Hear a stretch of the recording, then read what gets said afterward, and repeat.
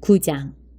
솔로몬이 하나님의 성전과 그의 왕궁을 건축하는 일, 곧 마음먹었던 모든 일을 마친 뒤에 하나님께서 전에 기브온에서 나타나셨던 것처럼 솔로몬에게 다시 나타나셨다.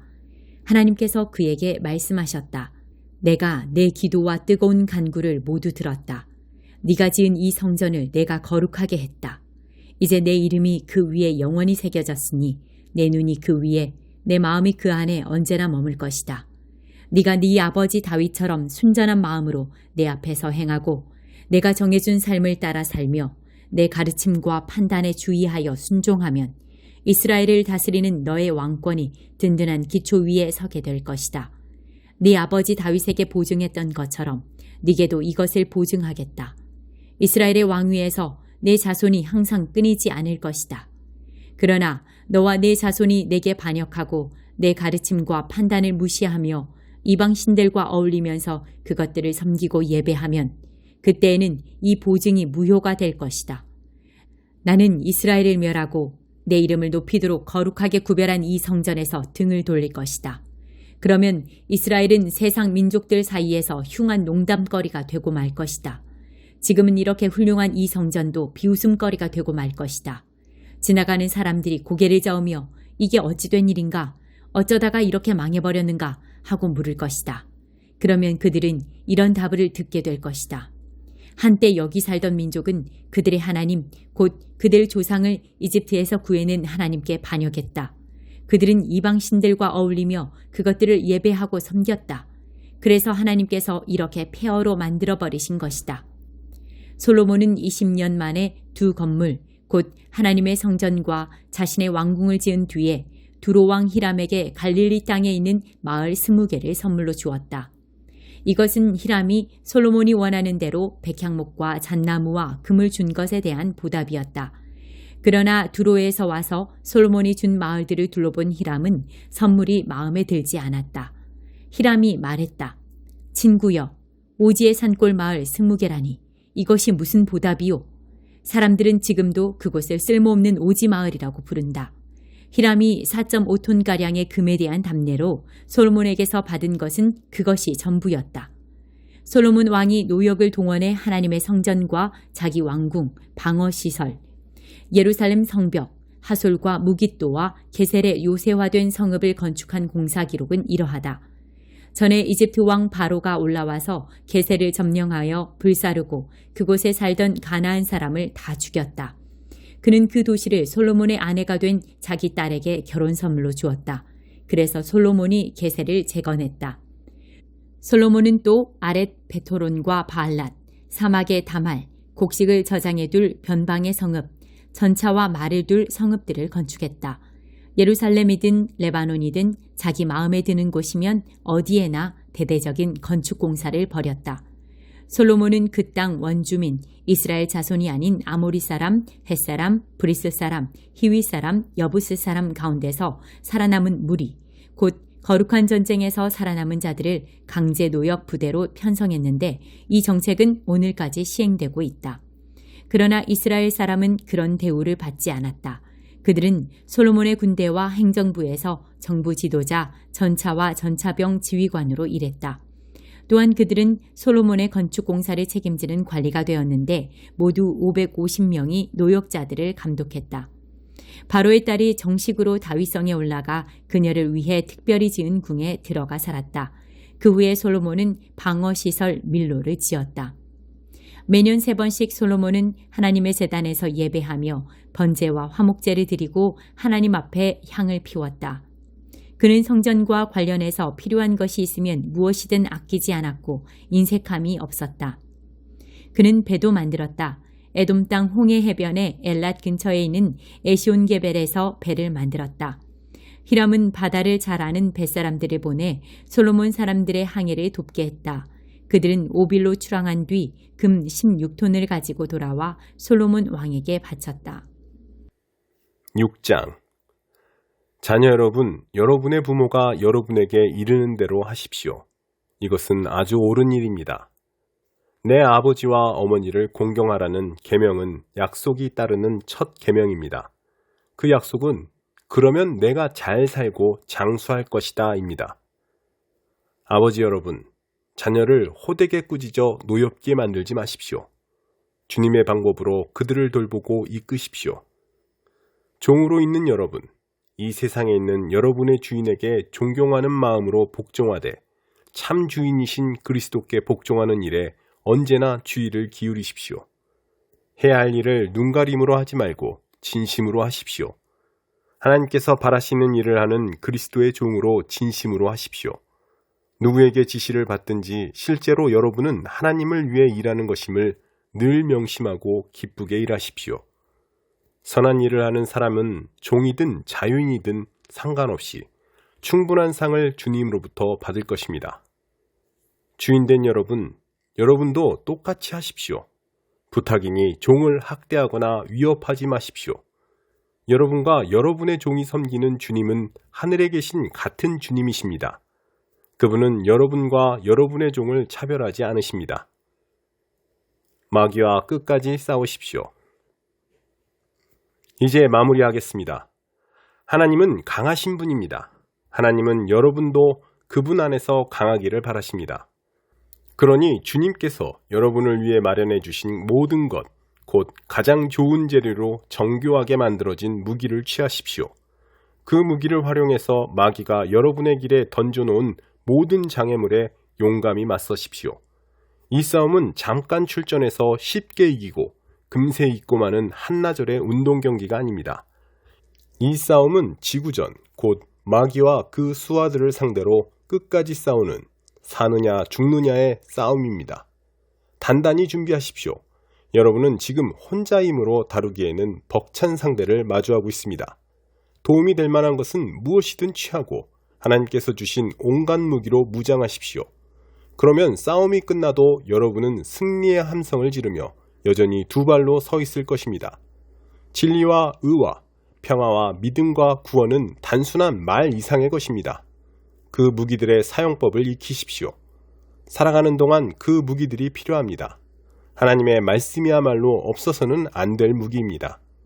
마찬가지로 계속되는 이 전쟁에서 기도는 필수입니다. 열심히 오래 기도하십시오.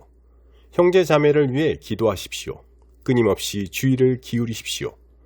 서로 기운을 북돋아 주어 아무도 뒤처지거나 낙오하는 사람이 없게 하십시오. 그리고 나를 위해 기도하는 것도 잊지 마십시오. 내가 무엇을 말해야 할지 알고 할 말을 제때 용기 있게 말하며 그 비밀을 누구에게나 전할 수 있게 해달라고 기도해 주십시오. 나는 비록 감옥에 갇힌 전도자이지만 이 메시지를 알릴 책임이 있습니다.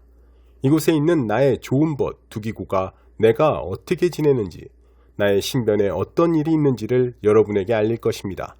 그는 참으로 듬직한 주님의 일꾼입니다.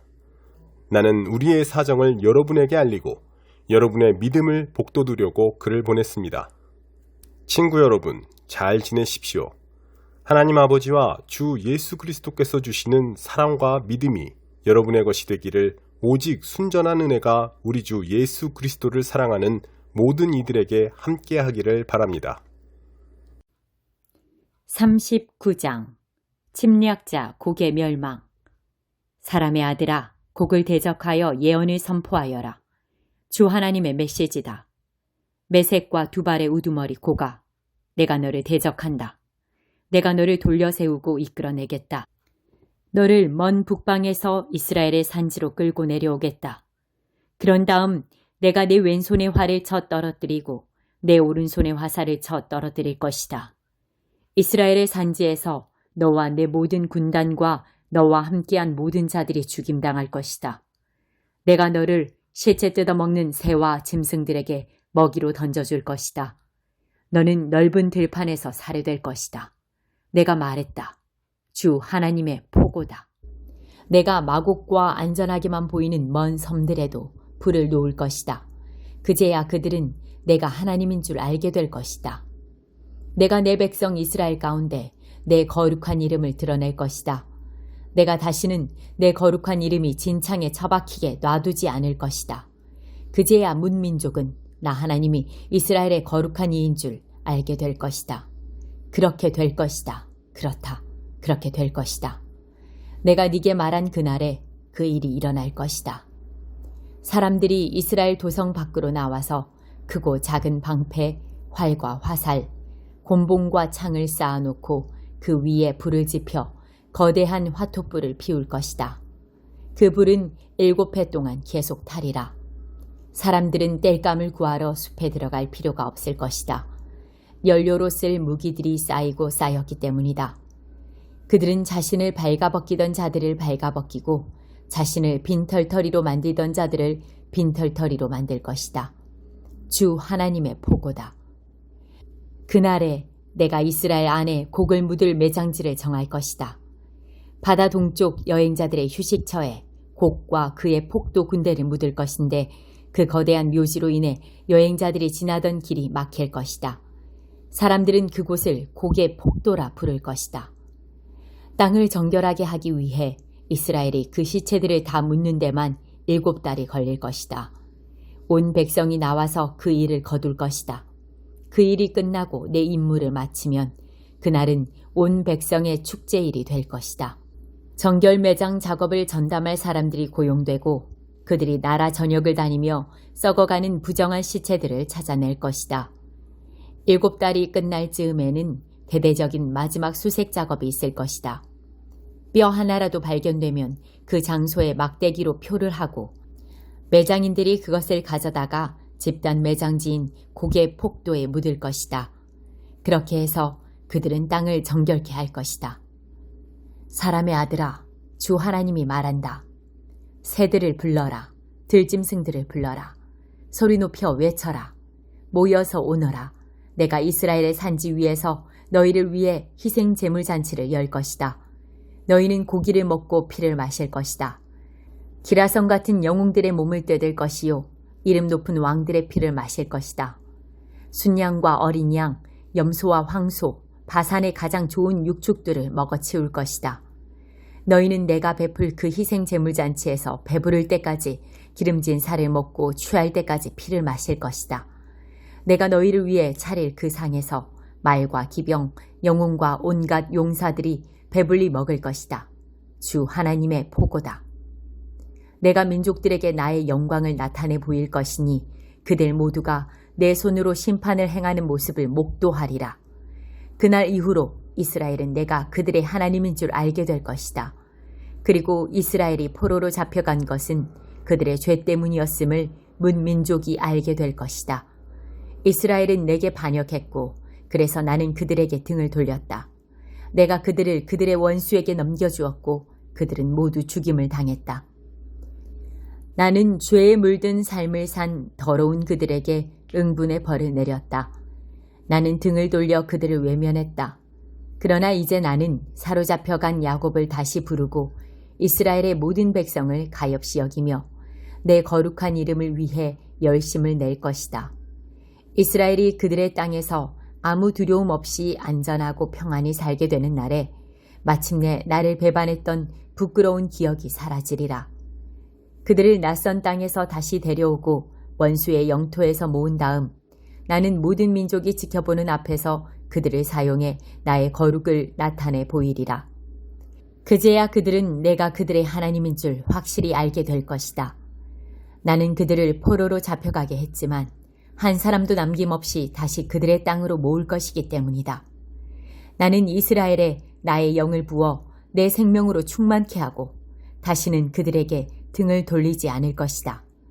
얼굴을 마주하여 그들을 볼 것이다. 주 하나님의 보고다. 90편 하나님의 사람 모세의 기도. 하나님, 주님은 대대로 우리의 안식처이셨습니다. 오래전 산들이 생겨나기 전부터 주께서 땅을 지으시기 전부터 아주 오랜 옛적부터 주님의 나라가 임할 때까지 주님은 하나님이십니다. 우리를 흙으로 돌려보내지 마소서. 내 근원으로 돌아가라 말씀하지 마소서. 참으소서. 주께서는 세상의 모든 시간을 쥐고 계십니다. 천년이나 하루나 주께는 매한가지입니다. 주께는 우리가 아련한 한순간의 꿈에 불과한지요. 해 뜰 때 멋들어지게 돋아났다가 속절없이 베이고 마는 풀잎에 불과한지요. 감당할 수 없는 주님의 진노에 우리는 옴싹달싹 할 수 없습니다. 주께서는 우리의 모든 죄를 놓치지 않으시고 어릴 적부터 저지른 악행을 주님의 책에 낱낱이 기록하셨습니다. 우리가 기억하는 것은 잔뜩 찌푸린 주님의 얼굴뿐입니다. 우리가 받을 대가가 그것이 전부인지요. 우리의 수명은 70 남짓, 운이 좋으면 80입니다. 그렇게 살아서 내놓을 것이 무엇이겠습니까? 고통뿐입니다. 수고와 고통과 묘비 하나가 전부입니다. 누가 그러한 진노를 주님을 두려워하는 자들에게 터뜨리시는 그 노여움을 이해할 수 있겠습니까? 우리에게 제대로 사는 법을 일러주소서. 지혜롭게 잘 사는 법을 가르쳐 주소서. 하나님, 돌아오소서. 언제까지 기다려야 합니까? 이제는 주님의 종들을 온유하게 대해 주소서. 새벽에 깨어 주님의 사랑에 놀라게 하소서. 그러면 우리가 종일토록 기뻐하며 춤추겠습니다. 지금까지 힘든 나날을 주신 만큼 이제 좋은 날도 주소서. 불행이라면 평생 동안 충분히 겪었습니다. 주님의 종들에게 드러내 주소서. 주님의 능하신 모습을, 주님의 자녀들을 다스리시고 그들에게 복 주시는 모습을. 주 우리 하나님, 은혜를 베푸셔서 우리가 하는 일이 잘 되게 하소서. 그렇게 해주소서. 우리가 하는 일이 틀림없게 해주소서.